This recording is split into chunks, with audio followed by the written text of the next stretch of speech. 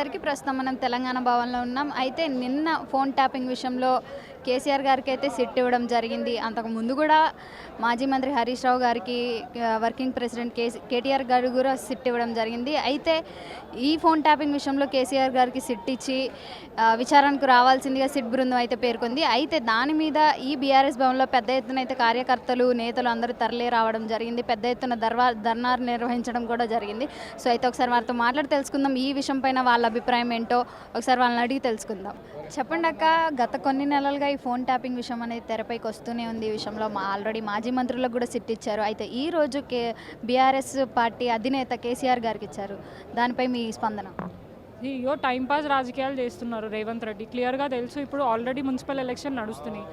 And ఆ సమయంలో ఇప్పుడే కాదు, ఎప్పుడైనా కూడా ఎలక్షన్ టైంలో లేదంటే కాంగ్రెస్ పార్టీకి సంబంధించిన కొంతమంది వ్యక్తులు ఏదైనా స్కామ్ చేసినప్పుడు బీఆర్ఎస్ పార్టీ దాన్ని ఎక్స్పోజ్ చేస్తే అప్పుడు ఈ సిట్ కానీ అవన్నీ గుర్తుకొస్తాయి. నార్మల్ సమయంలో ఎప్పుడు కూడా ఈ సిట్ అనేది నడవదు. సో దానివల్ల అంటే డైవర్ట్ చేయాలి, ప్రజలు డిస్కషన్ చేయొద్దు. అండ్ మోర్ ఓవర్ కాంగ్రెస్ పార్టీని ప్రశ్నించొద్దు. ఇప్పుడు ఆల్రెడీ ఎలక్షన్ కోడ్ మనకి డిస్ట్రిక్ట్లలో నడుస్తుంది.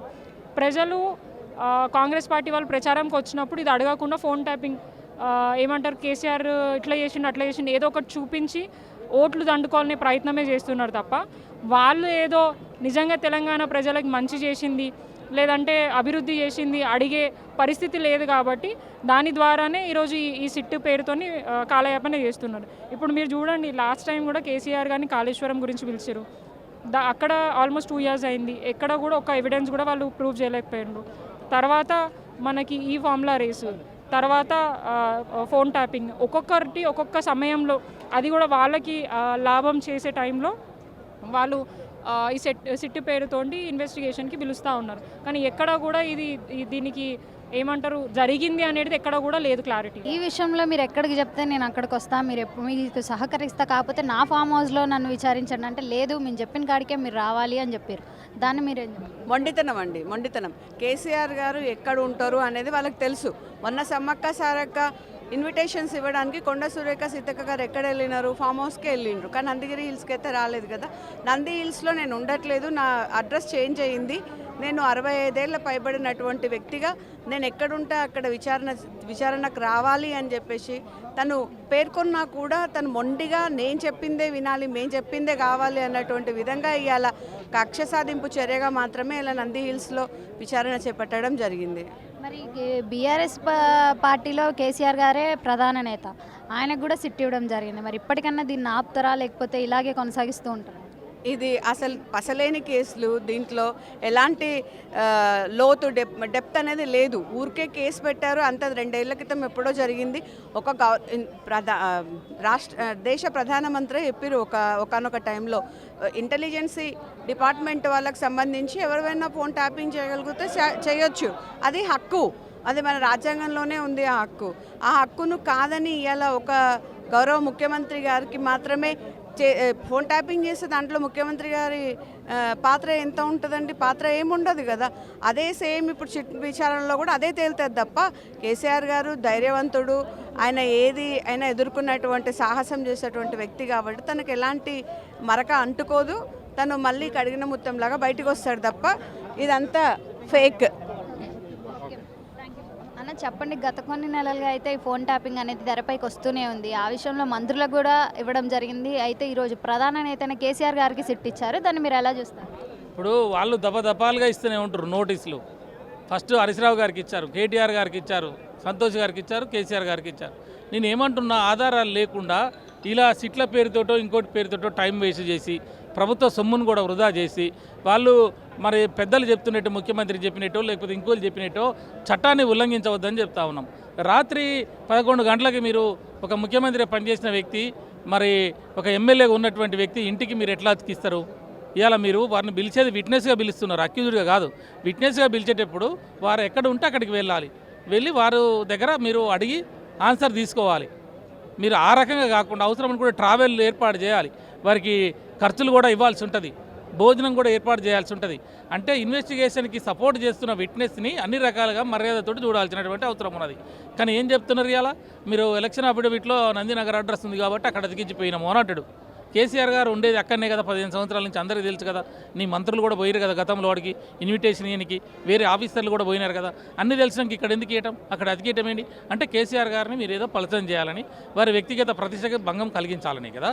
కాబట్టి మేము ఏమంటున్నాం, ఈ చిల్లర ప్రయత్నాలు మానుకోండి, ఈ డైవర్ట్ పాలిటిక్స్ మానుకోమండి అని చెప్పేసి మేము అడుగుతా ఉన్నాం. కాంగ్రెస్ నేతలు ఏమంటున్నారంటే తప్పు చేయనప్పుడు స్థలం ఎక్కడైతే ఏంది ధైర్యంగా రావచ్చు కదా, దానికి నా ఫామ్ హౌస్ అని అక్కడని ఇక్కడని కారణాలు చెప్పడం ఎందుకు అని అంటున్నారు. వాళ్ళకి మీరేం అంటే వాళ్ళకి చెప్పేది ఏంటంటే అమ్మా, ఉద్యమం కానుంచి ఎప్పుడైతే ఎర్రవెల్లి వ్యవసాయ క్షేత్రంలో సార్ ఉంటారు, కేసీఆర్ గారు అక్కడే ఉంటారు, ఉన్న కాడికే రమ్మంటారు తప్ప వాళ్ళ కోసం మీకేమైంది. గజ్వేల్ ఆయన కాన్స్టిట్యున్సీ, ఎర్రవెల్లి ఆయన ఉండేది 365 రోజుల్లో 300 పైన అక్కడే ఉంటాడు. మరి మీరు ఎందుకు తీసుకుంటే మీకేం నష్టం? భారత రాజ్యాంగం ఇచ్చింది, సుప్రీంకోర్టు తీర్పు ఇచ్చింది, ఎక్కడ ఉంటే అక్కడికి పోవాలని. మీరు ఎందుకు పోలేదు అని మేము అడుగుతున్నాం.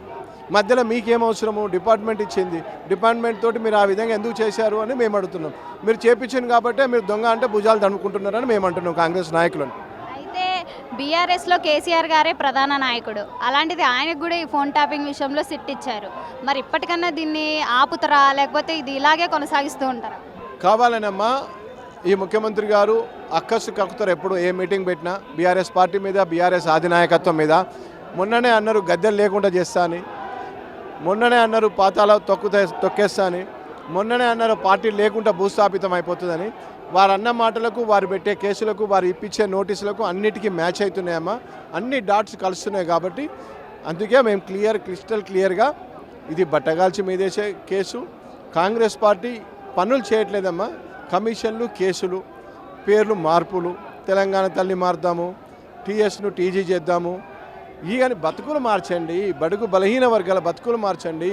ఊర్లలో వాళ్ళకి ఏమైందో అడగండి. ఇప్పుడు రైతు యాసంగి పొలం దున్నుతున్నాడు, రైతు భరోసా ఇవ్వండి. పెళ్ళిళ్ళ అమ్మాయి అయితేనే తులం బంగారం ఇవ్వండి, తులమేమో 2 లక్షలకు వెళ్ళిపోతుంది. మీరు ఇస్తాన తులం ఇవ్వమని వాళ్ళు మొత్తుకుంటున్నారు. ప్రజాక్షేత్రంలో పూర్తిగా ఈ కుంభకోణాలు ఏంది, తెలంగాణ ఎందుకు ఇట్లా ఆగమం చేస్తున్నారు, దాసి దయ్యాల పాలు చేసినట్టు అయిపోయింది కేసీఆర్ గారు అని ప్రజలు అనుకుంటున్నారు. ఈ సిట్టు విచారణలో కేసీఆర్ గారు నేను మీకు సహకరిస్తాను ఖచ్చితంగా, కాకపోతే నా ఎర్రవల్లి అయిన నా ఫామ్ హౌస్లోనే నన్ను విచారించండి అని చెప్పడం అని దానికి రిటర్న్ లేఖ రాయడం జరిగింది. అయితే దానికి సిట్టు బృందం ఏదైతే ఉందో లేదు, మేము ఎక్కడికి చెప్తే మీరు అక్కడికే వచ్చి విచారణకి సహకరించాలి అని రెండోసారి సిట్ ఇవ్వడం జరిగింది. దాన్ని మీరు ఎలా చూస్తారు? అమ్మ, ఏది విచారించినా ఆయన నాయకుడు, తెలంగాణ తీసుకొచ్చిన నాయకుడు, తొలి ముఖ్యమంత్రి.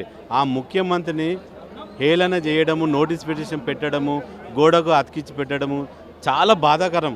తెలంగాణకు, తెలంగాణ ప్రజలకు ఆత్మగౌరవానికి చాలా దురదృష్టం చేస్తుండు. కానీ తెలంగాణ ప్రజలు ఊరుకోరు. తెలంగాణ రాబోయే దినంలో ఓట్లతో ఉంటే వాళ్ళ బుద్ధి చెప్తారు. కానీ ఈ ఫాల్స్ కేసు పెట్టడం చాలా దురదృష్టం. అయితే ఈ బీఆర్ఎస్లో కేసీఆర్ గారే అగ్రనేత, చివరికి ఆయనకు కూడా ఈ ఫోన్ ట్యాపింగ్ విషయంలో సిట్ ఇవ్వడం జరిగింది. మరి ఇప్పటికైనా ఈ ఫోన్ ట్యాపింగ్ విషయం అనేది ఇంతటితో ఆపుతారా, లేకపోతే దీన్ని ఇలాగే కొనసాగించడం ఏమైనా జరుగుతుందా? అమ్మ, ఆయనకేం తోస్తలేదు రేవంత్ రెడ్డికి.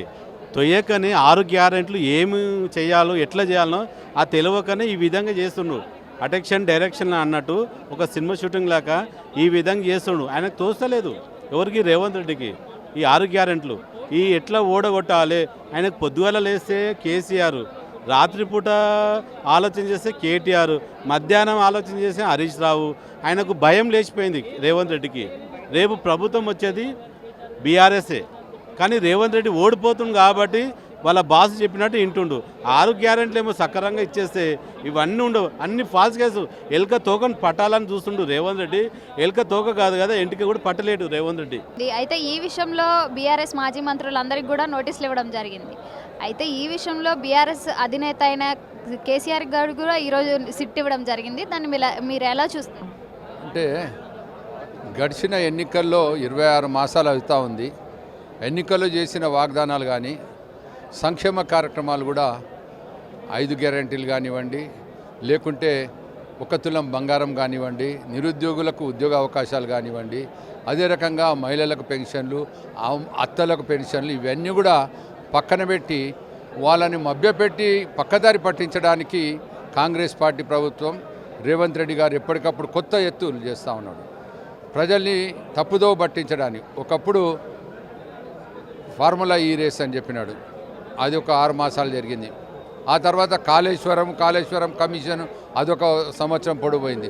ఇప్పుడు కొత్తగా మరి ఫోన్ ట్యాపింగ్ అంటా ఉన్నాడు. ఫోన్ ట్యాపింగ్ అనేది చట్ట ప్రకారంగా అధికారులు ఎవరున్నా, ఈరోజు మీ ఛానల్ కూడా ఎంత సబ్స్క్రిప్షన్ ఉంది, ఎంత వ్యూవర్షిప్ ఉంది, ఇవన్నీ సమాచారం ప్రభుత్వం దగ్గర ఉంటుంది.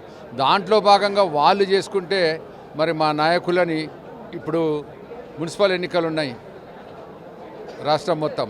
మున్సిపల్ ఎన్నికల్లో వీళ్ళు బిజీగా ఉండి గడిచిన గ్రామ పంచాయతీ ఎన్నికల్లో అత్యధికంగా బీఆర్ఎస్ పార్టీకి గెలిచింది కనుక మమ్మలను, మా నాయకులను, మా క్యాడర్ని మరి ఇక్కడ బిజీ పెట్టి తప్పుదో పట్టించి ఏదో రకంగా మరి కక్ష సాధింపు చర్యలు చేయాలనే ఆలోచనతో ప్రభుత్వం ఉంది. వీరు ఎన్ని కుట్రలు కుతంత్రాలు చేసినా ప్రజలు మొత్తం కేసీఆర్ గారి నాయకత్వం తిరిగి ఎప్పుడు వస్తుందా అని వేయి కళ్ళతో చూస్తున్నారు. ఈరోజు ఎన్నికలు వస్తే ఆ కాంగ్రెస్ పార్టీ నామరూపాలు లేకుండా మొన్న బీహార్లో ఎట్లయిందో, అదే రకంగా మహారాష్ట్రలో ఎట్లయిందో, అదే రకంగా యూపీలో ఎట్లయిందో ఆ రకంగా తుడిచిపెట్టుకుపోతుంది. ప్రజలు ఎప్పుడు ఎన్నికలు వచ్చినా కేసీఆర్ గారిని గెలిపించుకోవడానికి సిద్ధంగా ఉన్నారు. చెప్పండి, గత కొన్ని నెలలుగా అయితే ఈ ఫోన్ ట్యాపింగ్ అనేది తెరపైకి వస్తూనే ఉంది. ఆ విషయంలో మంత్రులకు కూడా ఇవ్వడం జరిగింది. అయితే ఈరోజు ప్రధాన నేతైన కేసీఆర్ గారికి సిట్ ఇచ్చారు. దాన్ని మీరు ఎలా చూస్తారు? ఇప్పుడు వాళ్ళు దఫాలుగా ఇస్తూనే ఉంటారు నోటీసులు. ఫస్ట్ హరీశ్రావు గారికి ఇచ్చారు, కేటీఆర్ గారికి ఇచ్చారు, సంతోష్ గారికి ఇచ్చారు, కేసీఆర్ గారికి ఇచ్చారు. నేను ఏమంటున్నా, ఆధారాలు లేకుండా ఇలా సిట్ల పేరుతోటో ఇంకోటి పేరుతోటో టైం వేస్ట్ చేసి ప్రభుత్వ సొమ్మును కూడా వృధా చేసి వాళ్ళు మరి పెద్దలు చెప్తున్నట్టు, ముఖ్యమంత్రి చెప్పినట్టు లేకపోతే ఇంకోళ్ళు చెప్పినట్టు చట్టాన్ని ఉల్లంఘించవద్దని చెప్తా ఉన్నాం. రాత్రి 11 గంటలకి మీరు ఒక ముఖ్యమంత్రి పనిచేసిన వ్యక్తి, మరి ఒక ఎమ్మెల్యేగా ఉన్నటువంటి వ్యక్తి ఇంటికి మీరు ఎట్లా అతికిస్తారు? ఇవాళ మీరు వారిని పిలిచేది విట్నెస్గా పిలుస్తున్నారు, అక్యూజ్డ్గా కాదు.